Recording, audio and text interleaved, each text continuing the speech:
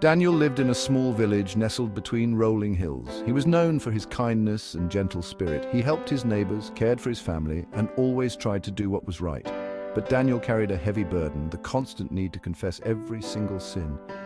Every night he knelt by his bed, worry etched on his face. He would whisper every mistake, every wrong thought, afraid to miss even the smallest transgression. Sleep offered little solace, for his dreams were haunted by fears of judgment. He longed for peace, for the assurance that his heart was clean. He believed in God's forgiveness, yet the weight of his imperfections pressed down on him. The joy of each new day was dimmed by the shadow of his anxiety. He yearned for a way to break free from this cycle of guilt and confession. His heart ached for a love that could erase his flaws. He longed to experience the freedom that came with true forgiveness, but for now, he remained trapped in his self-made prison of fear, unable to fully embrace the love that God offered so freely. Each day felt like an uphill battle against the overwhelming tide of his own imperfections.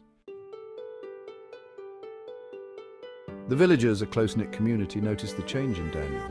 His usually bright eyes seemed clouded with worry. His smile, once quick and easy, appeared less often. His friends saw him grow quieter, more withdrawn. They would often find him lost in thought, a furrow in his brow. His mother, with a mother's intuition, sensed his inner turmoil. She would often place a comforting hand on his shoulder, her eyes filled with concern. "Daniel," she would ask gently, "what troubles your heart so?" But Daniel struggled to explain the fear that gripped him. He couldn't bear to burden them with the weight of his anxieties. The village elders, wise and experienced, offered their counsel. They reminded him of God's love and mercy, of the scriptures that spoke of forgiveness. Yet their words seemed to fall short of reaching the depths of his despair.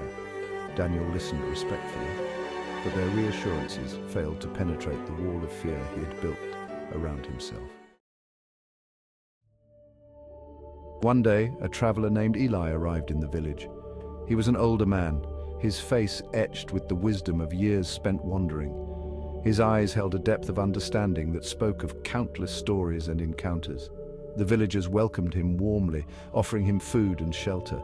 As Eli shared tales of his travels, people were drawn to his gentle demeanor and insightful words.